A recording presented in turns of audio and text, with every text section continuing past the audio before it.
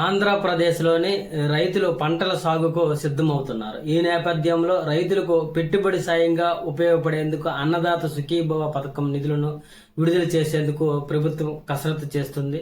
Annadata Sukhibhava PM Kisan Yojana కింద ఏటా 3 విడతల్లో అర్హులైన రైతుల బ్యాంకు ఖాతాలో ప్రభుత్వం 20,000 రూపాయలు జమ చేస్తుంది.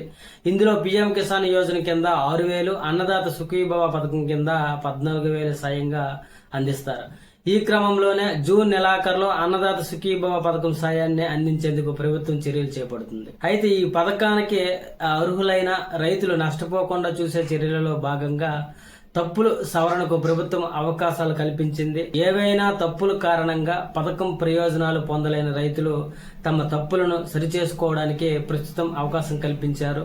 అలాగే ఇప్పటి వరకు ఈ పథకం లబ్ధి అందని రైతులు తమ సమీప రైతు సేవా కేంద్రాలను సంప్రదించాలని అధికారులు సూచిస్తున్నారు. రైతు సేవా కేంద్రాలలో తమ వివరాలను నమోదు చేసుకోవాలని సూచిస్తున్నారు. అయితే అన్నదాత సుఖీభవ పథకం డబ్బులు పొందాలంటే రైతులు తమ భూముల వివరాలు ఆధార అనుసంధానం చేయించుకోవాలి. అలాగే ఆధార్ ఇన్యాక్టివ్ అని వస్తే దాన్ని సరిచేసుకోవాలని అధికారులు సూచిస్తున్నారు.